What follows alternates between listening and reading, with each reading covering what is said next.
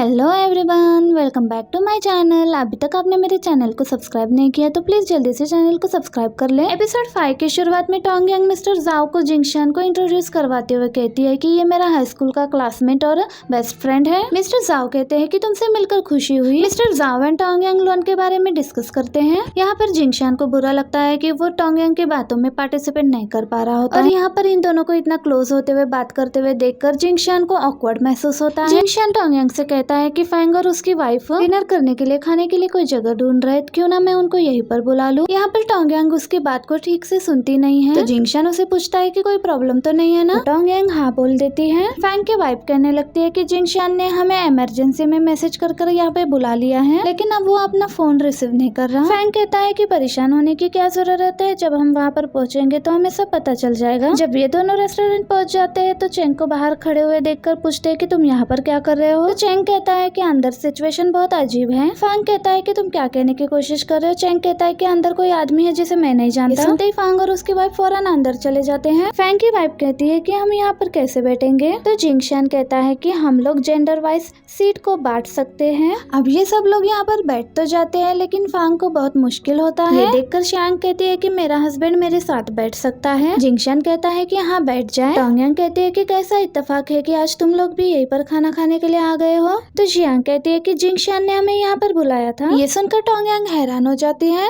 Jingshan बात को cover करते हुए कहता है कि टोंग यांग हमारे 10 साल पुराने दोस्त है, इसलिए यांग का सीनियर हमारा सीनियर हुआ, इसलिए मुझे लगा कि हमें टोंग यांग के सीनियर से जरूर मिलना चाहिए। अब चायांग मिस्टर जाओ से पूछती है कि क्या आप सिंगल हैं। मिस्टर जांग कहते हैं कि हाँ मैं सिंगल हूँ और टोंग यांग से 3 साल बड़ा हूँ। चांग कहती है कि आपको किस तरह की लड़कियाँ पसंद है, इंटेलिजेंट या ब्यूटीफुल। तो मिस्टर जांग कहते हैं कि क्या आप टोंग यांग के बारे में बात कर रहे हो। ये सुनकर चांग और फांग हंसने लगते हैं। जिंगशान ने यहाँ पर इनको मदद करने के लिए बुलाया होता है पर ये लोग तो यहाँ पर काम खराब कर रहे होते हैं। मिस्टर जाओ कहते हैं कि जब से मैं टोंग यांग से मिला हूँ मैं देख रहा हूँ कि बहुत सारे लड़के इसको चेस करते हैं। तो टोंग यांग कहती है कि किसी ने मुझे चेस नहीं किया। वो ये बात टालना चाह रही होती है। जिंगशान को ये बात पसंद नहीं आती, इसलिए वो उठकर वॉशरूम चला जाता है और हाथ धोते हुए जिंगशान को उन लोगों पर बहुत ज्यादा गुस्सा आ रहा होता है। दूसरी तरफ चेंग ये बात कर रही होती है, अपने बेटे को पियानो सिखाना चाहती है। तो ये मिस्टर जाओ से कहती है कि क्या आप मिस्टर शू से हमें अपॉइंटमेंट दिलाकर दे सकते हैं। मिस्टर जाओ कहते हैं कि मुझे कोई प्रॉब्लम नहीं है क्योंकि मैंने 10 साल उन्हीं के पास से पियानो सीखा है। ये बातों से सब लोग उस पर इम्प्रेस हो रहे होते हैं और जिंगशान भी ये बातें सुन रहा होता है। सुनने के बाद वो यहाँ से चला जाता है। अब यू को दिखाया जाता है जो जिंगशान के कंपनी के एम्प्लॉय के साथ डिनर कर रही होती है। जिंगशान के कंपनी के एम्प्लॉयज के साथ मिलकर उसकी लाइव स्ट्रीमिंग खराब कर रही होती है। यू ने उन सबसे ये वादा भी किया होता है कि इसके बदले वो लोग उस कंपनी में आ सकते हैं जिस कंपनी के साथ वो काम कर रही होती है। अब ये लोग वापस जा रहे होते हैं तो चायांग टोंग यांग से पूछती है कि तुम्हें मिस्टर जाओ कैसे लगे। मुझे तो लगता है कि वो काफी हैंडसम है, अगर तुम्हें भी वो पसंद है तो तुम उसके साथ डेट कर सकती हो। ये बातें सुनकर जिंगशान को बिल्कुल भी अच्छा नहीं लग रहा होता। टोंग यांग कहती है कि वो काफी अच्छा है और उसने कई बार मेरी मदद भी की है, पर मैं उसको पसंद नहीं करती। चायांग कहती है कि तुम उसको अभी पसंद नहीं करती, लेकिन इसका ये मतलब तो नहीं है ना कि तुम उसे फ्यूचर में भी पसंद नहीं करोगी। और मुझे पूरा यकीन है कि मिस्टर जाओ जैसे लड़के के साथ डेट करने के बाद तुम्हें उससे प्यार हो जाएगा। जिंगशान कहता है कि मुझे वो उतना अच्छा नहीं लगा जितना तुम उसकी तारीफ कर रही हो। चेंग कहती है कि तुम्हें मालूम है कि तुम अभी तक सिंगल क्यों हो। जिंगशान कहता है कि मुझे मालूम है, तुम्हें मुझे बताने की। जिंगशान भी स्नैक्स लेकर आता है और कहता है कि तुम लोग क्या बात कर रहे हो। तो फैंग उसको इस प्रोग्राम के बारे में बताता है। टोंग यांग अब उसका और जिंगशान का नाम ऐड करती है तो सबको लगता है कि ये दोनों काफी सालों से एक दूसरे के अच्छे दोस्त थे तो इनको ज्यादा पॉइंट्स आएंगे, लेकिन इनके टेस्ट का रिजल्ट तो 52 आता है। ये देखकर तो बाकी सब लोग बहुत ज्यादा डिसअपॉइंट हो जाते हैं। फैंग कहता है कि तुम्हारे प्रोग्राम में कोई बग है। इस पर चेंग कहता है कि इस प्रोग्राम में कोई बग होता तो ये प्रोग्राम अब चल नहीं रहा होता। चेंग और फैंग टोंग यांग को कन्विंस कर रहे होते हैं कि इस टेस्ट के बाद तो तुम्हें जाओ के साथ डेट करना चाहिए। टोंग यांग कहती है कि मुझे इस प्रोग्राम पर यकीन नहीं है, वैसे भी मुझे और जिंगशान को कंपेबिलिटी टेस्ट करने की कोई जरूरत नहीं है, हमारी दोस्ती वॉल जितनी सॉलिड है। फैंग कहता है कि तुम और ये टॉम एंड जेरी हो और इस बात पे सब लोग हंसने लगते हैं। दूसरी तरफ जिंगशान यहाँ सबके लिए अनार उतार कर पैक करने लगता है। फैंग उसे पूछने लगता है कि तुम्हें क्या हुआ है, आज तुम खुश नहीं लग रहे हो। जिंगशान पूछता है कि क्या तुम जाओ को जानते हो। फैंग कहता है कि नहीं। तो क्या तुम उसको समझते हो। फैंग कहता है कि नहीं। जिंगशान कहता है कि फिर तुम उसकी साइड क्यों ले रहे हो। ये सुनकर फैंग हैरान हो जाता है। जिंगशान कहता है कि तुम लोगों को मैंने टोंग यांग की मदद करने के लिए यहाँ पर बुलाया था। तुम लोगों को तो पता ही है कि टोंग यांग की मॉम उसको ब्लाइंड डेट के लिए जाने के लिए कितना फोर्स करती है। अगर टोंग यांग की मॉम ने जाओ के साथ जबरदस्ती डेट करने के लिए कह दिया, अगर जाओ एक अच्छा इंसान ना निकले, तो क्या तुम्हें नहीं लगता कि कि दोस्त होने के बावजूद भी हम टोंगयांग को खुद मुश्किल में डाल रहे हैं। तो फैंग कहता है कि क्या तुम जाओ को जानते हो? जिंगशान कहता है कि नहीं। तो क्या तुम उसको समझते हो? जिंगशान कहता है कि नहीं। तो फैंग कहता है कि जब तुम उसको जानते ही नहीं हो तो तुम कैसे कह सकते हो कि वो अच्छा इंसान नहीं है? ये भी तो हो सकता है कि वो टोंगयांग से सच्चा प्यार करता हो। टोंगयांग के दोस्त होने की हैसियत से टोंगयांग की मदद करना हमारा फर्ज है। उसकी बातें सुनकर जिंगशान का मूड और भी ज्यादा खराब हो जाता है। फैंग कहता है कि तुम्हारी फीलिंग्स को मैं समझ सकता हूँ, तुम हमसे ज्यादा टोंगयांग के क्लोज हो। तुम दोनों के हॉरोस्कोप नहीं मिलते, जैसे ही तुम दोनों एक दूसरे से मिलते हो तो तुम दोनों एक दूसरे को टीज करने लगते हो। तुम में से किसी को भी सीक्रेट क्रश होता तो तुम लोग आज तक साथ नहीं होते। अब जब टोंगयांग को ब्लाइंड डेट पर जाने का मौका मिल रहा है, उसके बेस्ट फ्रेंड होने की हैसियत से तुम्हें नहीं लगता कि तुम्हें उससे सबसे ज्यादा सपोर्ट करना चाहिए? जिंगशान कहता है कि मैं तुमसे बात ही नहीं करना चाहता। आगे चियांग और फांग जाओ का नाम लेकर टोंगयांग को टीज कर रहे होते हैं। तो टोंगयांग कहती है कि तुम दोनों तो बहुत ही अनोइंग हो, और वो वहाँ से जाती है और वो दोनों हंसते हुए कहने लगती है कि शायद वो शर्मा रही है। चियांग फैंग से कहती है कि तुम ये अनार ट्राई करो, ये बहुत ही मीठे। जिंगशान जेलसी में कहता है कि बिल्कुल भी मीठा नहीं है। अब जब ये सब लोग वापस जा रहे होते हैं तो जिंगशान टोंगयांग से कहता है कि मैं तुम्हें घर छोड़ाऊंगा। टोंगयांग कहती है कि इसकी कोई जरूरत नहीं है, मैं टैक्सी करवा लेती हूँ। जिंगशान कहता है कि काफी देर हो गई है इसलिए मैं ही तुम्हें छोड़ाता हूँ। इतने में ही जिंगशान की मॉम बाहर आती है और कहने लगती है कि बहुत देर हो चुकी है तो जिंगशान ही तुम्हें छोड़ने जाएगा। टोंगयांग जिंगशान की मॉम की बात मान जाती है और जिंगशान की मॉम टोंगयांग से कहती है कि तुम कुछ दिनों बाद जिंगशान के साथ यहाँ पर घर पर आना, मैं तुम्हारे लिए फिश बनाऊंगी। टोंगयांग कहती है कि हाँ मैं जरूर आऊंगी। जिंगशान अपनी कार की चाबी लेने के लिए अंदर जाता है। टोंगयांग यहाँ इस अनार के पेड़ को देखने लगती है और वो मुस्कुराने लगती है। जिंगशान भी आते हुए उसे ऐसे मुस्कुराते हुए देखता है और जिंगशान टोंगयांग के पास आकर कुछ कहना चाह रहा होता है। तो टोंगयांग उसे कहती है कि मैंने तुम्हें डिनर के पैसे ट्रांसफर कर दिए हैं। जिंगशान कहता है कि इसकी जरूरत नहीं। टोंगयांग जिंगशान को पूछती है कि तुमने वहाँ पर फैंग को जानबूझकर बुलाया था ना? इस बात का जिंगशान के पास कोई जवाब नहीं होता है। उतने में टोंगयांग कहती है कि तुम बहुत स्मार्ट हो, तुम्हारे से बेहतर मुझे कोई नहीं समझ सकता। और फिर कहने लगती है कि जाओ को मैं भी अच्छे से नहीं जानती, इसलिए सिर्फ हम तीनों ही साथ में खाना खाते तो सिचुएशन बहुत ज्यादा ऑकवर्ड होती। बाकी सबके आने की वजह से हमने साथ में फन भी किया और मुझे जाओ को जानने का भी मौका मिल गया। और टोंगयांग कहती है कि फ्यूचर में मुझे जाओ के साथ कोऑपरेट करना पड़ा तो इसका क्रेडिट तुम्हें जाएगा। जिंगशान उसे पूछना चाह रहा होता है कि तुम्हें जाओ से कैसा काम पड़ सकता है। टोंगयांग कहती है कि ये इतना इम्पोर्टेंट नहीं है। और चलते चलते टोंगयांग उसे बताती है कि वीकेंड पर मेरी मॉम ने ब्लाइंड डेट अरेंज की है और इसलिए मुझे तुम्हारी मदद की जरूरत पड़ेगी। क्या तुम इस वीकेंड पर फ्री हो? तो जिंगशान उसे कहता है कि मैं बिजी हूँ। मैं जाओ को दिखाया जाता है जो कि अपने फ्रेंड्स के साथ कैंपिंग के लिए आया होता है।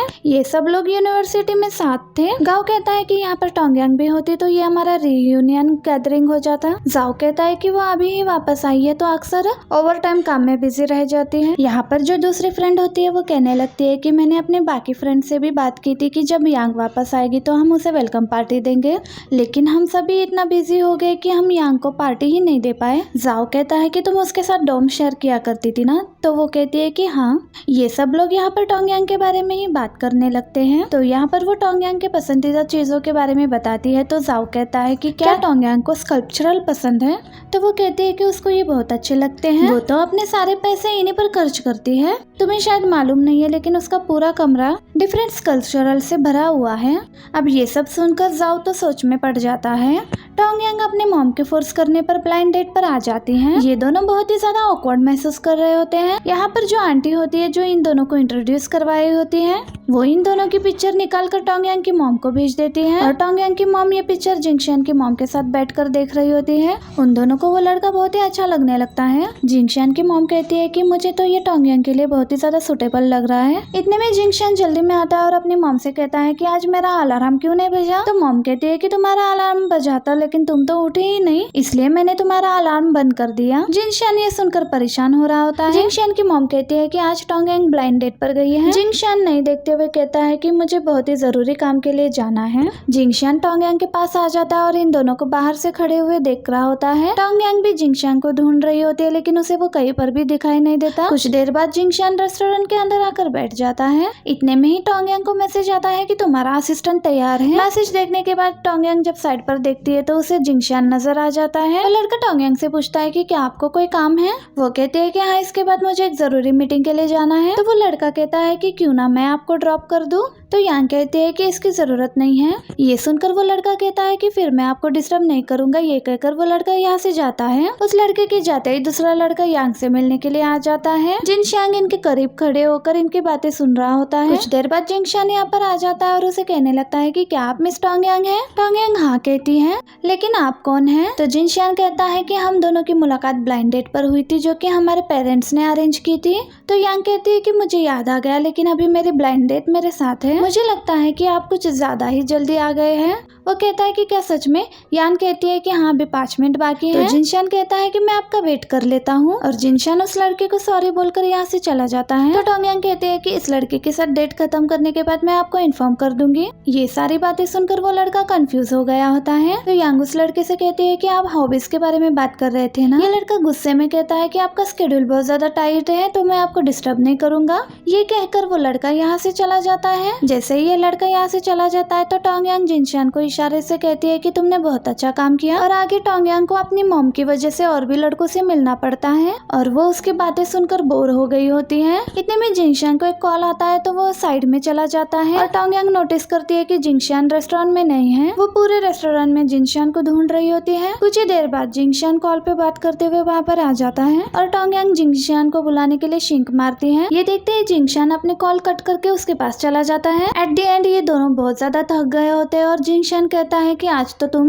11 लड़कों से मिली हो। टोंग यांग कहती है कि ये नंबर मेरी मॉम ने खुद सिलेक्ट किया है, और वो मुझे देख रही है, इसलिए मैं अपनी मॉम को बेवकूफ भी नहीं बना सकती। जिनशान कहता है कि पूरा दिन काम करने के बाद एक्स्ट्रास को भी खाना मिलता है। टोंग यांग कहती है कि अगर तुम खाना खाना चाहते हो तो मैं तुम्हें अपने मॉम के घर ले चलती हूँ। जिनशान कहता है कि क्या तुम अब अपने मॉम के घर पर जाने वाली हो? तो टोंग यांग कहती है कि मुझे वहाँ पर जाकर आज के सिचुएशन के बारे में रिपोर्ट भी तो देनी है।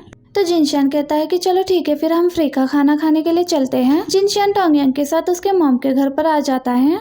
टोंग यांग उसे रोकते हुए कहते हैं कि मुझे नहीं लगता कि हम दोनों को एक साथ जाना चाहिए। तो जिनशान कहता है कि तुम ऐसा क्यों कह रही हो? टोंग यांग कहते हैं कि हम दोनों साथ गए तो उन्हें शक हो जाएगा कि ब्लाइंड डेट्स को भगाने के लिए तुमने मेरी मदद की है। जिनशान कहता है कि हाँ, तुम बिल्कुल सही कह रही हो। टोंग यांग कहते हैं कि पहले तुम ऊपर जाओ, मैं इस नेबरहुड का एक चक्कर लगाकर फिर आ जाऊंगी। जिनशान कहता है कि तुम्हारी लॉजिक ठीक नहीं है, ये तुम्हारा घर है तो तुम्हें पहले जाना चाहिए। फिर मैं तुम्हें कॉल करूंगा और तुम फोन को स्पीकर पर डाल देना। फिर मैं तुम्हें डिनर के लिए पूछूंगा तो तुम्हारी मॉम खुद ही कहने लगेगी कि मैंने घर पर डिनर तैयार किया है, तुम भी यहीं पर आ जाओ। ये सुनने के बाद टोंग यांग कहती है कि तुम्हारा प्लान परफेक्ट है। ये कहने के बाद टोंग यांग घर पर चली जाती है। ऐसे टोंग यांग घर पर आती है तो उसकी मॉम पूछने लगती है कि क्या तुम्हें आज कोई पसंद आया? टोंग यांग अपनी मॉम को जवाब भी देने वाली होती है। इतने में जिनशान का कॉल आ जाता है। टोंग यांग कॉल रिसीव करके कहने लगती है कि मैं अभी घर पर आई हूँ, मैं तुम्हारे साथ खाना खाने के लिए बाहर नहीं आ सकती। और फिर कहने लगती है कि क्या तुम हमारे घर के करीब हो, लेकिन मैं बहुत थक चुकी हूँ इसलिए मैं नीचे नहीं आ सकती। इसकी मॉम पूछती है कि क्या तुम शिन से बात कर रही हो? टोंग यांग कहती है कि हाँ।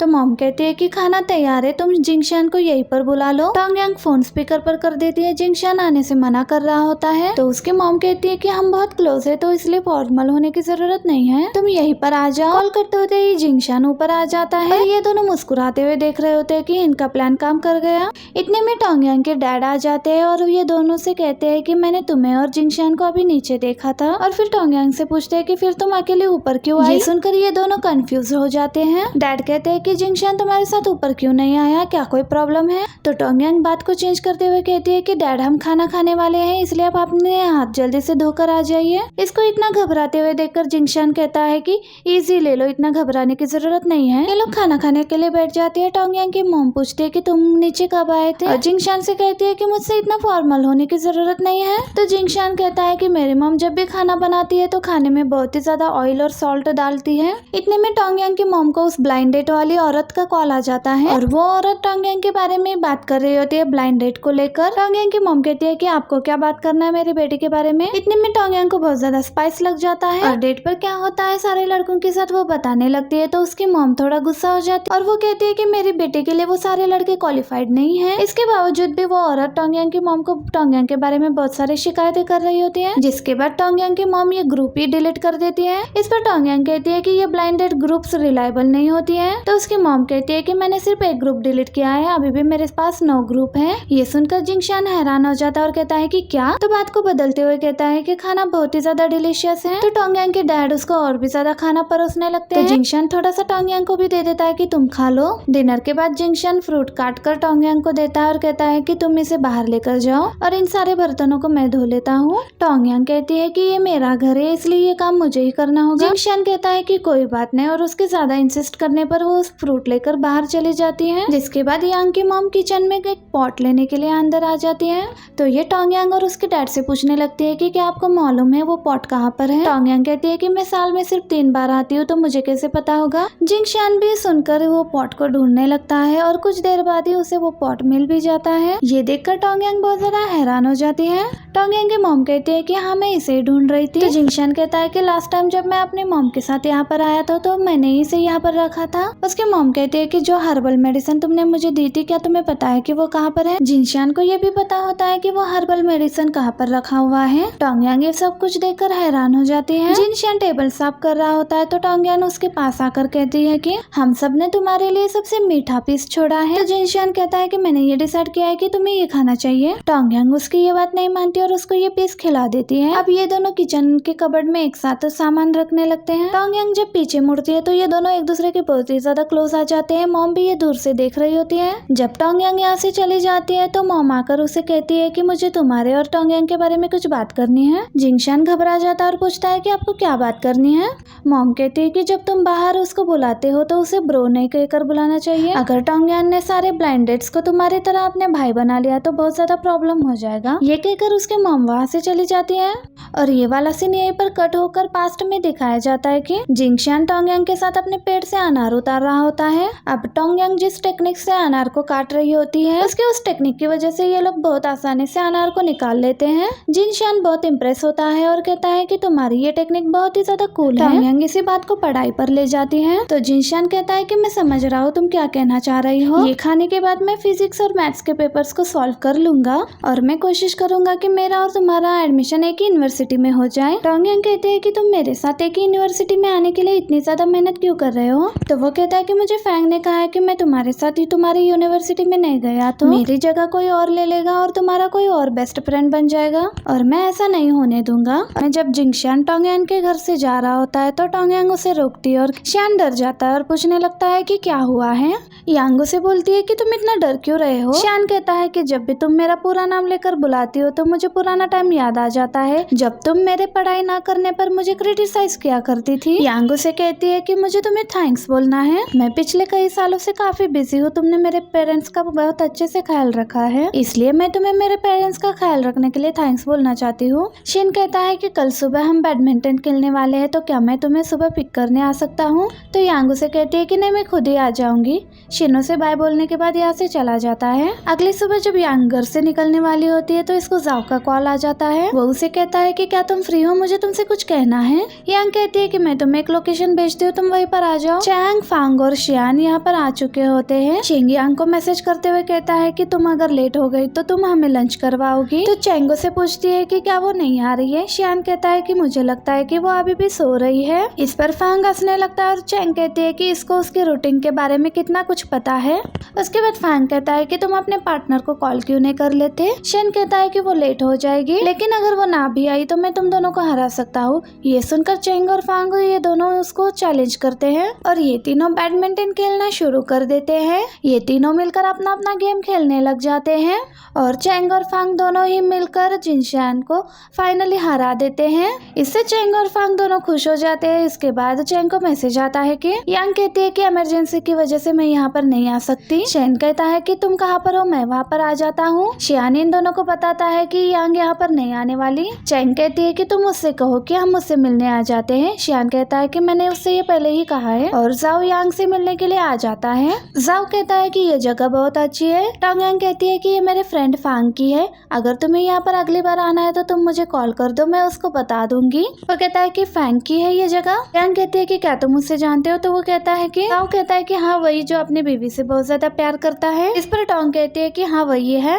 और यांग उसे कहती है कि तुम मुझसे क्या पूछना चाहते हो? जाओ कहता है कि मैं अपने एक खास दोस्त के लिए कुछ डिजाइनर टॉयज और फिगर्स खरीदना चाहता हूँ, लेकिन मुझे इन चीजों के बारे में कोई भी नॉलेज नहीं है। मैंने तुम्हारे मूवमेंट्स में देखा है कि तुम्हें इन सब के बारे में बहुत ज्यादा नॉलेज है, इसलिए क्या तुम गिफ्ट खरीदने में मेरी मदद कर सकती हो? यांग कहती है कि मैं देखती हूँ मैं क्या कर सकती हूँ। बातों बातों में यांग शियान को मैसेज कर देती है। शियान यांग का मैसेज पढ़ता है कि तुम्हें आने की जरूरत नहीं है, मैं जाओ के साथ हूँ। ये मैसेज पढ़कर शिन अपसेट हो जाता है। फांग पूछता है कि वो क्या कह रही है। शियान कहता है कि वो इस वक्त जाओ के साथ है।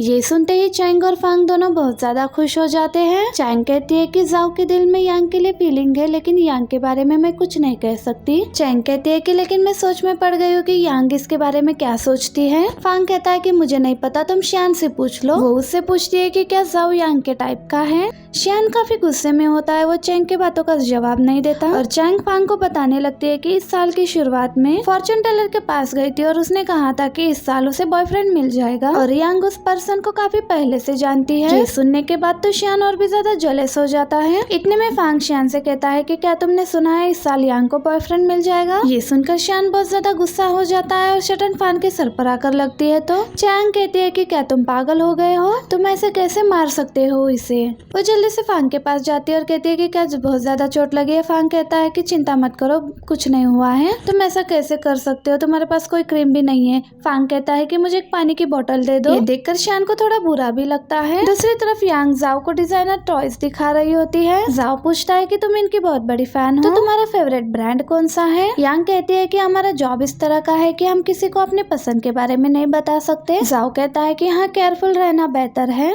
यांग कहती है कि अगर आप कहोगे कि आपको रेड पसंद है, तो अगर आप ऑफिस आओगे तो आपको कोई पूछेगा तो आप उसे कहोगे कि आपको ब्लू पसंद है, इसलिए हमें कुछ पसंद ही नहीं है, ऐसा कहना पड़ता है। या फिर ऐसे कहो कि कुछ पसंद ही नहीं है। जाओ कहता है कि केयरफुल रहना ही बेटर है। आगे इन तीनों को दिखाया जाता है। चैंग कहती है कि ये तो वीकेंड है और मैंने एक्सपेक्ट नहीं किया था कि ये इतना क्राउडेड होगा। और फांग शियान को बुलाता है कि यहाँ पर आ जाओ, यहाँ पर वीकेंड ऑफर चल रहा है। शियान मना करते हुए आगे निकल जाता है। ये वहाँ से चला जाता है तो ये दोनों भी उसके पीछे पीछे आ जाते हैं। फांग उसे कहता है कि बहुत बढ़िया सा वीकेंड ऑफर चल रहा था वहाँ पर। शियान उनसे कहता है कि ये पैसों की बर्बादी है, वीकेंड ऑफर कुछ नहीं होता, ये वीकेंड स्कैम होता है। ये कहकर वहाँ से चला जाता है। चैंग फांग से कहती है कि ये कुछ वियर्ड बिहेव नहीं कर रहा है आज, और कहती है कि यहाँ पर यांग होती तो ये वही सिर्फ इसको हैंडल कर सकती है। रात में यांग शियान को मैसेज करते हुए पूछती है कि तुम क्या कर रहे हो। शियान उसे कोई रिप्लाई नहीं देता तो यांग उसे सॉरी कहती है। शियान उसे रिप्लाई नहीं देता तो ये सोचती है कि जरूर ये मुझसे गुस्सा हो गया होगा। दूसरी तरफ शियान जानबूझकर यांग के मैसेजेस को इग्नोर कर रहा होता है। शियान अपने आप से कह रहा होता है कि क्या मुझे मैसेजेस का रिप्लाई करना चाहिए। आखिर में वो उसको मैसेजेस के रिप्लाई नहीं करता। दूसरी तरफ चैंग मीना का फोटोशूट चल रहा होता है। उसका फोटोशूट जैसे ही खत्म होता है वो सबको थैंक यू कहती है और उसकी मैनेजर उसको कॉफी ऑफर करती है, उसको भी थैंक्स कहती है। और जब वो काम से फ्री होकर बैठती है तो वो शियान को कॉल लगाती है। शियान भी उसका कॉल आंसर कर लेता है। शियान के कॉल उठाने पर शंगमीना उससे कहती है कि तुम मुझसे क्या बात करना चाहते थे। शियान उससे पूछता है कि अब तुम कहाँ पर हो। शंगमीना कहती है कि मैं बीजिंग में हूँ। शियान उससे पूछता है कि क्या तुम्हारे पास टाइम है, जब तुम बीजिंग से वापस आओगी तब मैं तुमसे कुछ बात करना चाहता हूँ। शंगमीना भी उसके लिए मान जाती है और कहती है कि ये कैसा रहेगा कि जब मैं वापस आऊंगी तो मैं ही तुम्हारी कंपनी में आ जाऊंगी। शियान भी कहता है कि कोई प्रॉब्लम नहीं है, कल मिलते हैं फिर। ये कहकर कॉल कट कर देता है। शंगमीना की मैनेजर कहती है कि हम पहले ही बात कर चुके हैं, इसलिए बात करने से ये मामला खराब हो सकता है, इसलिए कल तुम नहीं जाओगी। लेकिन शंगमीना कहती है कि मुझे नहीं लगता कि शियान इस तरह का इंसान है। लेकिन इस पर शंगमीना की मैनेजर कहती है कि काम और प्राइवेट लाइफ अलग होता है और कहती है कि आपको हमेशा समझदारी से काम लेना होगा, किसी की भी वजह से बेवकूफ मत बनिएगा। और कहती है कि आपको कल नहीं जाना चाहिए। शंगमीना इस पर कुछ भी नहीं कहती। अगले दिन यांग शियान से मिलने के लिए उसकी कंपनी आ जाती है। शियान यांग को देखकर कहने लगता है कि तुमने आज मेरे लिए वक्त कैसे निकाल लिया। यांग कहती है कि मैं यहाँ पर आज तुमसे माफी मांगने के लिए आई हूँ। ये सुनने के बाद शन उससे कहता है कि मैंने तो नहीं कहा कि तुमने कोई गलती की है। यांग कहती है कि मैं जानती हूँ, मुझे अपने टीममेट को नहीं छोड़ना चाहिए था। और दूसरी सबसे इम्पोर्टेंट बात ये है कि मुझे एक हैंडसम इंसान को अकेले नहीं छोड़ना चाहिए था एक कपल के साथ लड़ने के लिए। मैं इस बात के लिए बहुत ज्यादा गिल्टी और मुझे इसके लिए सजा तो मिलनी चाहिए। और फिर कहने लगते हैं कि आप प्लीज मान भी जाओ ना, अगली बार मैं उनको सच में तुम्हारे साथ मिलकर हराऊंगी। वो कहता है कि ठीक है और वो कहता कहता है कि आदमी हमेशा झूठ बोलता है, तो वो कहती है कि मैं तो एक लेडी हूँ ना, और उससे कहते हैं कि मैं अभी भी एक बेटर वुमेन हूँ। शान कुछ कहता है उससे पहले ही वो प्रॉमिस करती है कि मैं अगली बार ऐसा कुछ नहीं करूंगी। शान कहता है कि अगली बार ऐसा कुछ होता है, नेक्स्ट टाइम कोई भी तुम्हें बुलाए तो। इस पर यांग कहती है कि तुम्हें फर्स्ट हो, तुम्हें बॉस हो। वो उसे कहता है कि वो तुम्हें कंपेयर नहीं कर सकता है, और अगर तुम झूठ बोलोगी तो तुम हमेशा के लिए सिंगल रहोगी। इतने में उसको लिन की कॉल आ जाती है। लिन के साथ कुछ प्रॉब्लम हुआ होता है, तो वो कहती है कि मैं अभी आ रही हूँ। कॉल कट होने के बाद शान से कहती है कि अब तुम नाराज मत होना प्लीज, एक जरूरी काम से मुझे वापस जाना है। शान नाराज हो जाता है, तो ये कहती है कि तुम फिर से नाराज हो गए ना मुझ पर। वो कहती है कि कुछ तो कहो। वो कुछ नहीं कह रहा होता है, तो वो कहती है कि मैं इसको हाँ मान लूंगी। वो जाने लगती है, तो वो कहता है कि मैंने हाँ नहीं कहा है। वो बाय कहकर वासी चली जाती है,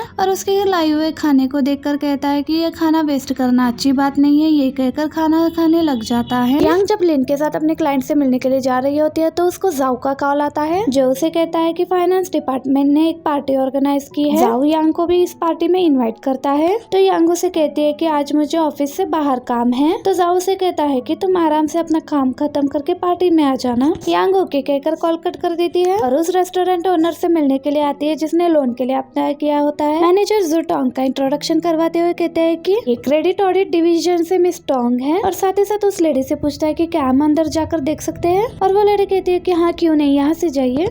और यांग, लू और मैनेजर अंदर जाकर सब कुछ चेक कर रहे होते हैं। यांग सब तरह से चेक कर रही होती है उस होटल को। सब कुछ अच्छे से चेक करने के बाद वो उस लेडी से कहती है कि इसके स्पेसिफिक कंडीशन के बारे में बता सकती है। नेक्स्ट सीन में दिखाया जाता है कि शियान और शेंगमीना बात कर रहे होते हैं। उतने में वहाँ शेंगमीना की मैनेजर आ जाती है। शेंगमीना मैनेजर से कहती है कि तुमने नहीं बताया कि तुम आ रही हो। उतने में शेंगमीना की असिस्टेंट उसके लिए लंच लेकर आती है, तो वो शियान से कहती है कि मैंने लंच नहीं किया था और मुझे बहुत जोर से भूख लगी है। शियान उसे कहता है कि आप अपना लंच करिए, आपके लिए कर्ड लेकर आता हूँ कहकर कर्ड लेने जाता है। उसके जाते शेंगमीना की मैनेजर कहती है कि आपने प्रॉमिस किया था कि आप नहीं आएंगी। शेंगमीना कहती है कि मैंने कब प्रॉमिस किया था, और फिर कहती है कि मैं बस जानना चाहती हूँ कि वो मुझे कैसे प्रेजर्व कर सकते हैं। उसकी मैनेजर कहती है कि बाहर का ज्यादा मत खाना वरना फैट हो जाओगी। वो कहती है कि ये खाने के लिए मैं कंट्रोल नहीं कर पा रही हूँ। शियान उसे योगर्ट ला कर देता है और पानी भी ला कर देता है, और वो शियान से कहती है कि ये लंच बहुत ही ज्यादा टेस्टी है, मैंने लास्ट टाइम ट्राई किया था, मैं भी इसे ट्राई करना चाहिए।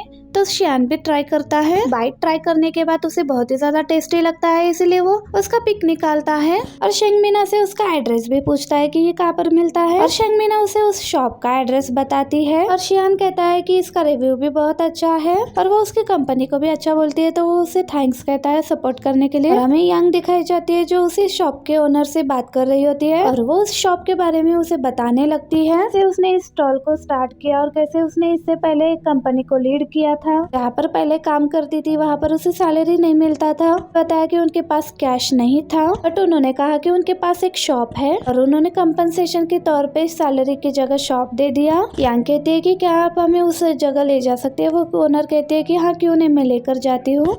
शियान की कंपनी में दिखाया जाता है कि वो यूके कुछ वीडियोस देख रहे थे।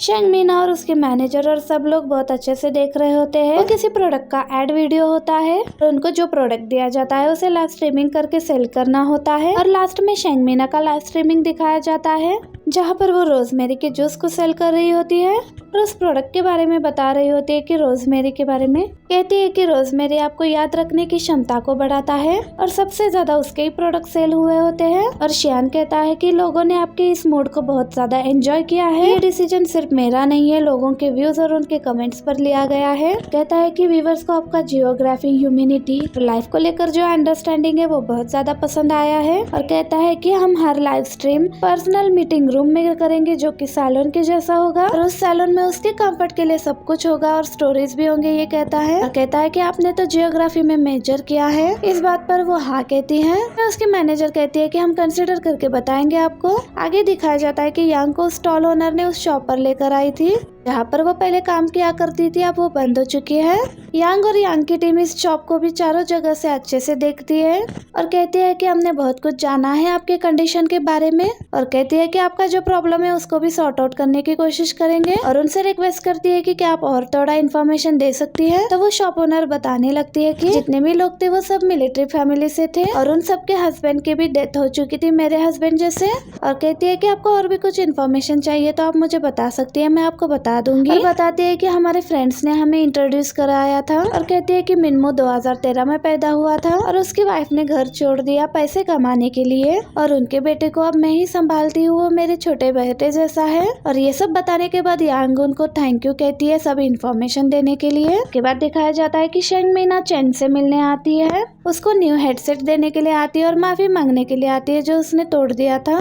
चेंग कहता है कि वो मेरे ग्लासेस नहीं हैं। एंड मीना कहती है कि ये उससे भी ज्यादा फीचर्स वाले ग्लासेस हैं। चेंग कहता है कि मुझे किसी के नहीं चाहिए, मुझे मेरे वाले ही चाहिए। तो वो कहती है कि मैं क्या कर सकती हूँ अब। वो कहती है कि फिर ऐसा करेंगे, जिनके भी ग्लासेस थे तुम उनके साथ मीटिंग अरेंज कराओ, मैं उनको मील ट्रीट करूंगी। चेंग कहता है कि वो इतना छोटा प्रॉब्लम नहीं है जो कि एक मील से ठीक हो जाए। तो वो कहती है कि अब मैं क्या करूँ बताओ। तो वो कुछ भी रिस्पॉन्स नहीं दे रहा होता है तो वो वहाँ से चली जाती है। और आगे दिखाया जाता है कि शान उसे स्टॉल से यांग के लिए फूड लेकर जा रहा होता है और यांग उसे जाते हुए देख लेती है। आगे दिखाया जाता है वो दोनों हाई स्कूल के सामने होते हैं बट स्कूल का गेट बंद होता है। शान कहता है कि ऐसा लग रहा है कि कल की बात है, जब हम अपना प्रोजेक्ट करते थे तब मिस जाओ बिजी होती थी तो तुम्हारे पापा ही स्नैक्स और सूप लेकर आया करते थे डिनर के लिए। तो इस पर यांग कहती है कि मैंने आज तुम्हें उस फूड स्टॉल पर देखा था। शान कहता है कि तुम वहाँ पर क्या कर रही थी। तो वो कहती है कि मैं काम के लिए गई थी। तो वो भी उससे पूछती है कि तुम वहाँ पर क्या कर रहे थे। तो वो कहता है कि मैं भी काम से गया था। इसके बाद दोनों भी हंसने लगते हैं।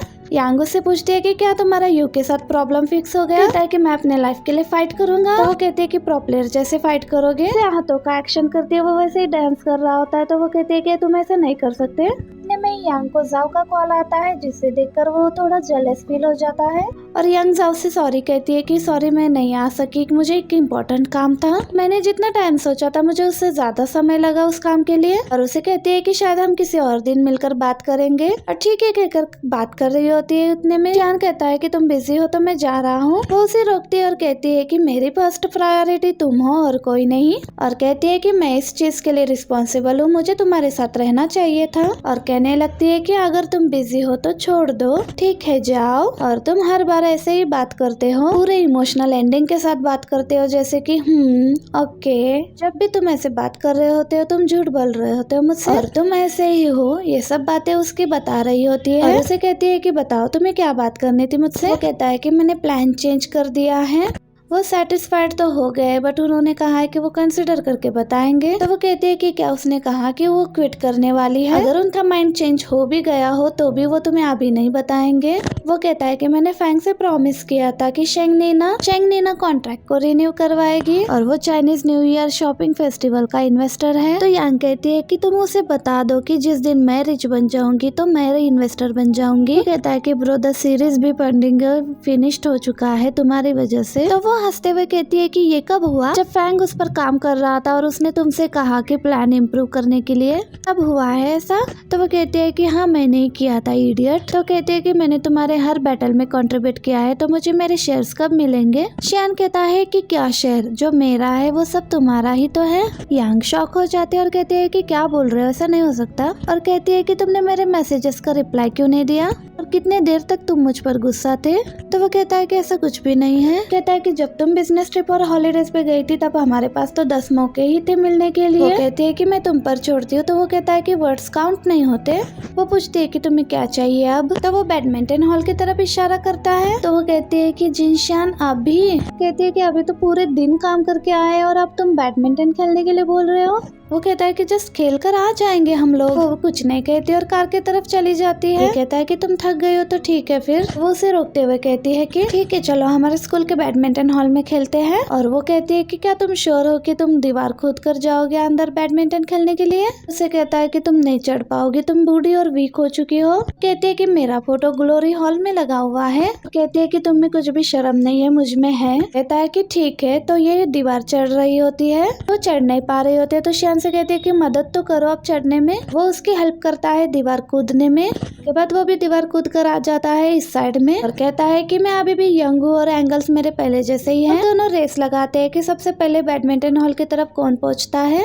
दोनों अंदर तो आ जाते हैं बट छुपते छुपाते हुए बैडमिंटन हॉल की तरफ आ जाते हैं और देखते हैं कि हॉल तो लॉक्ड है। और कहती है कि कुछ सोचो कैसे अंदर जाना है। उतने में वहाँ पे वॉचमैन आ जाता है, जिसे देखकर दोनों बचकर भागने की करते हैं। वॉचमैन भी उनके पीछे पीछे आता है और दोनों भागते भागते एक स्टोरेज रूम के अंदर आ जाते हैं और वहाँ पर छुप जाते हैं और उनके पीछे पीछे वहाँ का वॉचमैन गार्ड भी वहाँ तक आ जाता है। ये दोनों एक दूसरे के बहुत क्लोज होते हैं और वो गार्ड उसी डोर के बाहर आ जाता है और विंडो से अंदर देख रहा होता है और दोनों एकदम से अंदर की तरफ छुप जाते हैं। वॉचमैन वहाँ से थोड़ा आगे देखने के लिए जाता है।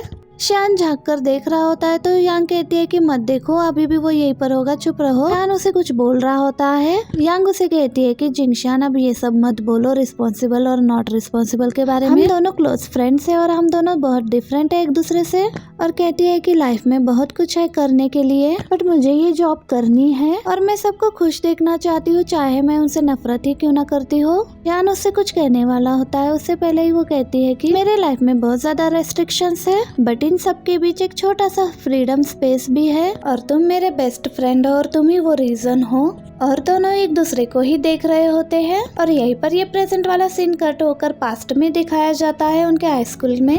यांग शियान का टेस्ट ले रही होती है और उस टेस्ट में शियान को 85 पॉइंट्स मिलते हैं। उसे ही सेलिब्रेट करने के लिए यांग उसके लिए नूडल्स लेकर आती है और उसे खाते हुए फॉर्मूलाज याद करने के लिए कहती है। वो थैंक यू कहती है और कहती है कि इसके बाद भी मैं तुम्हारा टेस्ट लूंगी। और शियांग यांग से कहता है कि क्या हम पकड़े गए तो क्या हमें पहले की तरह अपॉलॉजी लेटर लिखना होगा। यांग कहती है कि ये काम तो तुम बहुत अच्छे से कर सकते हो, फिर परेशान होने की क्या जरूरत है। शियांग कहता है कि मुझे तो तुम्हारी फिक्र है, जब टीचर को मालूम होगा कि तुम्हारे जैसे परफेक्ट स्टूडेंट मेरे साथ स्कूल की दीवार छलांग कर यहाँ पर आई है तो वो तो शॉक हो जाएंगे। यांग कहती है कि मुझे याद है एक बार तुम्हें असेंबली में अपना अपॉलॉजी लेटर पढ़ना पड़ा था। उस वक्त मुझे ये एहसास हुआ कि तुम्हारे दोस्त होने की हैसियत से मुझे तुम्हारे साथ वहाँ खड़ा होना चाहिए था। यांग कहता है कि मुझे ये जानकर अच्छा लगा, मुझे नहीं मालूम था कि तुम्हारा सबसे बड़ा पछतावा ये है कि तुमने स्कूल में मेरे साथ अपॉलॉजी लेटर नहीं पढ़ा। यांग बहुत ऑकवर्ड महसूस कर रही होती है और कहने लगती है कि क्या सिक्योरिटी गार्ड चला गया। शियांग कहता है कि शायद चला गया। अब ये दोनों बाहर देखते हैं तो इनको गार्ड दिखाई नहीं देता। यांग कहती है कि गार्ड अगर यहाँ से चला भी गया तब भी हमें बैडमिंटन हॉल जाकर लाइट जलानी पड़ेगी, तब हमें गार्ड देख लेगा, हम यहाँ पर नहीं खेल सकते। शियांग कहता है कि फिर ठीक है, फिर हम किसी और दिन खेलते हैं। यांग कहती है कि फिर मुझे एक जगह मालूम है। अब यांग इसको बाहर लेकर आती है और ये दोनों बैडमिंटन खेलते हैं। शियान कहता है कि मैं बहुत इम्प्रेस्ड हुआ हूँ कि तुम्हें अभी तक ये जगह याद है। शिन इस जगह को देखने लगता है और कहने लगता है कि हम कितने दिनों बाद इस जगह पर आए। यांग कहती है कि हाँ 10 साल बीत गए हैं। घर वापस आने के बाद शिन जब पानी पी रहा होता है कि इसको याद आता है कि यांग ने इसको कहा था, क्या तुम्हें लकी महसूस नहीं होता कि तुम्हारे पास इतनी अच्छी दोस्त है। मैं अपनी गलती जानकर माफी मांग लेती हूँ और जब भी तुम परेशान होते हो तो तुम्हारे चेहरे को देखकर ही मुझे मालूम होता है मेरे जैसी दोस्त की कदर करनी चाहिए। शिन कहता है कि मैं तुम्हारी कदर करता हूँ। शिन वही डिजाइनर टॉय खरीद रहा होता है जो यांग जाओ को दिखा रही थी।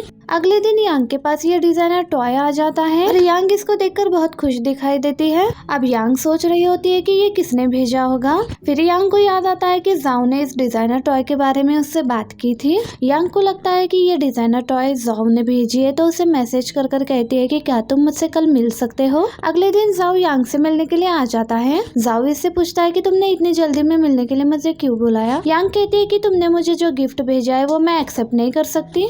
जाओ कहता है कि तुम किस तोहफे की बात कर रही हो। यांग कहती है कि ये एक लिमिटेड एडिशन है और इसको खरीदना बहुत ही मुश्किल है। जाओ कहता है कि आजकल ये डिजाइनर टॉयज बहुत ही ज्यादा ट्रेंडिंग में है और तुम्हें भी पसंद है, इसलिए मैंने तुम्हारे लिए एक खरीद लिया और ये इतना भी महंगा गिफ्ट नहीं है। यांग कहती है कि फिर तुम मुझे प्राइस बता दो तो मैं तुम्हें पैसे रिटर्न कर देती हूँ। जाओ कहता है कि हम दोनों पुराने दोस्त है, अगर मैंने तुम्हें एक तोहफा दे दिया तो ये तो नॉर्मल सी बात है। पर जाओ ये सब मानने के लिए तैयार नहीं होती तो जाओ कहता है कि फिर तुम मुझे प्राइस चेक करने दो। फिर यांग जाओ को जल्दी से ये पैसे ट्रांसफर कर देती है। जाओ कहता है कि अगर मेरी जगह तुम्हें ये गिफ्ट शियान देता तो क्या तुम उसको भी पैसे रिटर्न कर देती। इस पर यांग कहती है कि आपको लगता है कि मैं पैसे ट्रांसफर ना करती। ये सुनकर जाओ मुस्कुराने लगता है तो यांग कहती है कि आप प्लीज इन पैसों को एक्सेप्ट कर ले। जाओ यांग के भेजे हुए पैसे एक्सेप्ट कर लेता है। अब शियान को एक जगह से इन्विटेशन आया हुआ होता है। फांग कहता है कि तुम यहाँ पर अकेले कैसे जा सकते हो। शियान कहता है कि मैं तुम्हें अपने साथ नहीं लेकर जा सकता क्योंकि उस जगह पर फ्रेंड्स को बुलाने की अलाव नहीं है। ये कहकर शियान वहाँ से चला जाता है। शियान यांग को कॉल करते हुए कहता है कि मैं तुम्हें लेने के लिए आ रहा हूँ। यांग कहती है कि मैं तो भूल ही गई थी कि मुझे तुम्हारे साथ जाना है। शियांग कहता है कि मेरे साथ फांग भी आना चाहता था लेकिन तुम्हारी वजह से मैंने उसको मना कर दिया है, तुम ये बात कैसे बोल सकती हो। ये सुनकर यांग को अपने आप पर बहुत ज्यादा अफसोस हो रहा होता है और कहती है कि तुम अगली बार मुझे अपने साथ जरूर लेकर जाना। शियान यांग से पूछता है कि तुम क्या खा रही हो तो वो कहती है कि ज्यादा कुछ नहीं, रात में मेरी एक मीटिंग है तो मुझे वहाँ पर जाना है। ये कहकर यांग कॉल कट कर देती है। ये एक कंपनी का टेस्टिंग इवेंट होता है और शियान ये इनविटेशन कार्ड फांग को दे रहा होता है। फांग खुश होकर कहता है कि क्या अब हम दोनों साथ में जाएंगे। शियान कहता है कि तुम चैंग के साथ जा सकते हो। ये सुनकर फांग बहुत ज्यादा खुश होता है। उतने में यहाँ पर चैन आ जाता है और वो कहता है कि मैं भी तुम्हारे साथ जा रहा हूँ। ये सुनकर तो फांग का सारा मूड खराब हो जाता है। दूसरी तरफ शियान यांग के घर पर आ जाता है। यांग इसको कहती है कि तुम यहाँ पर क्या कर रहे हो। शियान अंदर आते हुए कहता है कि मैं तो तुम्हारे लिए लंच लेकर आया हूँ। फांग कहता है कि मैशनल के टेस्टिंग इवेंट में जाना एक बहुत ही रेयर अपॉर्चुनिटी है, लेकिन मैं यहाँ पर अपनी वाइफ की जगह तुम्हारे साथ क्यों जा रहा हूँ। चैन कहता है कि जब शियान ने तुम्हें इनविटेशन दिया तब तुम्हारे पास तुम्हारी वाइफ नहीं बल्कि मैं था। इन दोनों ने तो अपना स्पेशल वाला नूडल प्रिपेयर कर लिया था। शियान इसे खाने जा रहा होता है तो यांग उसे रोकती है और ये दोनों साथ में पिक्चर लेते हैं। लंच के बाद यांग जब फ्रूट्स काट रही होती है तो शियान कहता है कि तुम फ्रूट्स बहुत अच्छे से काटती हो तो तुम एक फ्रूट का स्टॉल लगा सकती हो। यांग कहती है कि जब कोई मेहमान किसी के घर आता है तो वो होस्ट की तारीफ करते हैं, लेकिन तुम मुझे कह रहे हो कि मुझे फ्रूट का स्टॉल लगा लेना चाहिए। तो शियान कहता है कि ये भी तो एक कॉम्प्लीमेंट ही है। जिसके बाद शियान की नजर इसी डिजाइनर टॉय पर पड़ती है। शियान कहता है कि ये तो वही लिमिटेड बियर है जो तुम काफी टाइम से खरीदना चाहती थी। यांग कहती है कि हाँ, जाओ ने ये बियर खरीदने में मेरी मदद की। ये सुनकर तो शियान को बहुत गुस्सा आ रहा होता है और कहता है कि मेरा बियर अभी तक यहाँ पर नहीं पहुँचा है और तुम पहले ही यहाँ पर आ गए हो। शियान कहता है कि मुझे जाओ के इंटेंशन सही नहीं लग रहे, लेकिन चाहे जो भी उसके इंटेंशन हो तुम यहाँ पर नहीं रह पाओगे। शियान गुस्से में इस पैर का बाजू हिला रहा होता है तो यांग कहती है कि मेरे पैर को हाथ मत लगाओ। अब शियान यांग के पास आकर बैठ जाता है तो कुछ ही देर बाद इस पैर का बाजू टूटकर नीचे गिर जाता है। यांग जल्दी से दौड़कर अपने पैर को देखने के लिए आती है। ये देखकर शियान बहुत खुश हो रहा होता है। यांग गुस्से में शियान के पास आकर कहती है कि मैंने तुमसे कहा भी था कि मेरे पैर को हाथ मत लगाओ। यांग कहती है कि मेरी बात तुम ध्यान से सुन लो, जब तक तुम मेरे पैर को फिक्स नहीं कर देते तुम यहाँ से नहीं जाओगे। शियान तो इसी बात पर बहुत खुश होता है कि इस पैर की बाजू टूट गई है। अब शियान यांग से कहता है कि तुम अपने डिनर पर जाओ, मैं इस पैर को फिक्स करके तुम्हें लौटा दूंगा। ये कहकर शियान चला जाता है। अगले दिन यांग शियान से पूछती है कि क्या तुमने मेरा बियर फिक्स कर दिया है। शियान इसको एक पिक्चर भेजता है जिसमें इस बियर की हालत बहुत ही ज्यादा खराब हो चुकी थी। यांग कहती है कि हमारी दोस्ती यहीं पर खत्म होती है। अब आज यांग चैंग को लेकर इसी लेडी के रेस्टोरेंट में खाना खाने के लिए आती है। चैंग कहती है कि इस रेस्टोरेंट की आउटलुक अच्छी नहीं है। चैंग जब खाना एक बार टेस्ट करती है तो यांग से कहती है कि अगर तुम मुझे यहाँ पर नहीं लेकर आती तो मुझे नहीं मालूम था कि यहाँ का खाना इतना मजे का है। अब चियांग शियान के सभी एम्प्लॉयज के लिए लंच लेकर यहाँ पर आती है। शियान कहता है कि तुम तो यांग के साथ थी ना। तो चियांग कहने लगती है कि यांग ने जिस लेडी को लोन दिलवाया है, यांग का ट्रांसफर होने के बाद ये उसकी पहली क्लाइंट है, इसीलिए यांग उस लेडी की मदद करने की कोशिश कर रही है क्योंकि उस लेडी का बिजनेस उतना अच्छा नहीं चल रहा। चियांग कहती है कि इस लेडी का बिजनेस ठीक नहीं हुआ तो क्या इससे यांग को भी फर्क पड़ेगा। फांग कहता है कि तुम फिक्र मत करो, यांग कोई ना कोई हल ढूंढ लेगी। लेकिन डायरेक्टर वैन की वजह से शियान परेशान हो जाता है। आगे अब शियान उसी रेस्टोरेंट को देखने के लिए आ जाता है। शियान की नजर साइड पे पड़ती है तो एक बच्चे को कुछ स्टूडेंट बुली कर रहे होते हैं। ये देखकर शियान इनकी वीडियो बनाने लगता है और इनके पास आकर कहने लगता है, तुम लोग अपने क्लासमेट को क्यों बुली कर रहे हो। फिर एक स्टूडेंट कहता है कि हमने कुछ भी गलत नहीं किया। शियान कहता है कि मैंने सब कुछ रिकॉर्ड कर लिया है, अगर मैंने ये वीडियो इंटरनेट पे डाल दी तो सबको पता चल जाएगा कि तुम लोग अपने क्लासमेट को बुली कर रहे हो। ये सुनकर वो बच्चे डर जाते हैं और उससे कहते हैं कि प्लीज आप इसे पोस्ट मत कीजिए वरना हमारे डैड हमें नहीं छोड़ेंगे। शियान कहता है कि मेरी 3 कंडीशन है, पहला तुम्हें अपने क्लासमेट से माफी मांगनी होगी, दूसरा ये कि तुम लोग दोबारा से इसे कभी परेशान नहीं करोगे, और तीसरी शर्त ये है कि अगर तुम लोग कभी किसी को बुली होते हुए देखो तो तुम लोग उसकी मदद करोगे, अगर उसे रोक नहीं सकते तो तुम पुलिस को कॉल करोगे। शियान उस बच्चे से कहता है कि मेरा ऑफिस सामने ही है, अगर ये बच्चे तुम्हें दोबारा से परेशान कर दे तो तुम वहाँ पर आ सकते हो। ये स्टूडेंट्स उस बच्चे से माफी मांगते हुए कहते हैं कि हम दोबारा से इसे परेशान नहीं करेंगे। जब ये स्टूडेंट्स वहाँ से चले जाते हैं तो शियान उस बच्चे से पूछता है कि क्या तुम ठीक हो। इतने में इस बच्चे का भाई यहाँ पर आ जाता है जो कि इससे पूछने लगता है कि तुम्हें कहीं चोट तो नहीं लगी। ये बच्चा किसी बात का जवाब नहीं दे रहा होता तो इसका बड़ा भाई कहता है कि ये मेरा कसूर है कि मैं तुम्हें प्रोटेक्ट नहीं कर पाया। शियान उन दोनों को पूछता है कि तुम्हारा घर कहाँ पर है, मैं तुम्हें छोड़ देता हूँ। ये सुनकर ये दोनों शियान को थैंक्स बोलते हैं। शियान जब इन दोनों को लेकर जा रहा होता है तो इन दोनों को बताता है कि मैं भी अपने डैड के बगैर बड़ा हुआ हूँ, मेरी मॉम मुझे पालने के लिए सी फूड बेचा करती थी। शियान कहता है कि उस टाइम पर बहुत सारे बच्चे मुझे भी बुली किया करते थे, मेरी मॉम की जिंदगी में पहले ही इतनी परेशानियां थी कि इसलिए मेरी उन्हें कभी बताने की हिम्मत नहीं हुई। शियान कहता है कि उस टाइम पर किसी ने मेरी मदद की थी जिस तरह से आज मैंने तुम लोगों की मदद की। शियान मुस्कुराते हुए कहता है कि आज तक उसकी कही हुई बातें मुझे सारी याद है। ये लड़का कहता है कि वो पर्सन जरूर आपका क्लोज फ्रेंड होगा। शियान कहता है कि वो अक्सर मुझे धमकियां देती रहती है कि वो मुझसे दोस्ती तोड़ देगी, लेकिन मैं उससे हमेशा कहता रहता हूँ कि ऐसा कभी नहीं होगा। अब शियान का हाई स्कूल टाइम दिखाया जाता है। शियान अपनी मॉम से कहता है कि ये डिलीवरीज मैं कर दूंगा, लेकिन इसकी मॉम कहती है कि तुम अपना होमवर्क करो। इतने में यांग वहाँ पर आ जाती है और कहती है कि मेरी मॉम बिजनेस ट्रिप के लिए बीजिंग गई हुई है, मेरे डैड मीटिंग में है और मैं अपनी चाबियां घर पर बुलाई हूँ, इसलिए मैं तुम्हारे साथ होमवर्क करने के लिए यहाँ पर आ गई हूँ। अब ये दोनों होमवर्क करने के लिए बैठ जाते हैं। थोड़ी देर बाद यहाँ पर कुछ लड़के आते हैं और शियान को टीज करते हुए कहते हैं कि क्या तुम सी फूड बेच रहे हो, और ये सब कह रहे होते हैं कि इससे हमेशा से सी फूड की स्मेल आती है। शियान से कहते हैं कि हमें एक फिश चाहिए, और यांग इसको रोकती है, लेकिन शियान इनको फिश देने के लिए चला आता है। ये तीनों कहते हैं कि हम कभी भी ऐसा गंदा काम नहीं कर सकते। यांग को बहुत गुस्सा आ रहा होता है और यांग ऐसे प्रिटेंड करती है कि जैसे फिश से कुछ कह रही हो, और ये उन तीनों लड़कों से कहती है कि फिश कह रही है कि तुम तीनों लड़कों का आईक्यू बहुत कम है, इसलिए फिश कह रही है कि तुम इसे नहीं खा सकते।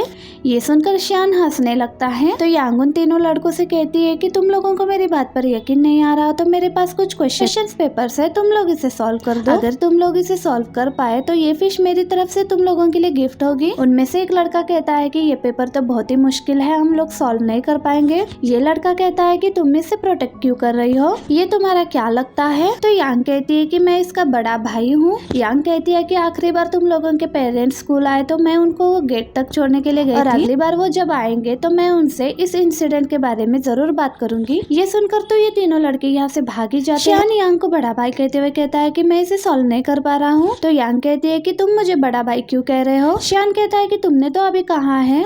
यांग कहती है कि वो तो मैंने ऐसे ही कह दिया। शियान कहता है कि लेकिन मैंने तो इस बात को सीरियसली ले लिया है। यांग कहती है कि फिर मुझे तुम्हें अपने मिशन के तौर पर एक्सेप्ट करना होगा। और यहीं पर हमारा ये पार्ट भी एंड हो जाता है। वीडियो अच्छी लगे तो वीडियो को ज्यादा से ज्यादा लाइक करना और अपने दोस्तों के साथ शेयर करना, और इसका नेक्स्ट पार्ट देखना है तो प्लीज चैनल को सब्सक्राइब जरूर करना, इससे मुझे मोटिवेट मिलता है। Thank you, bye bye.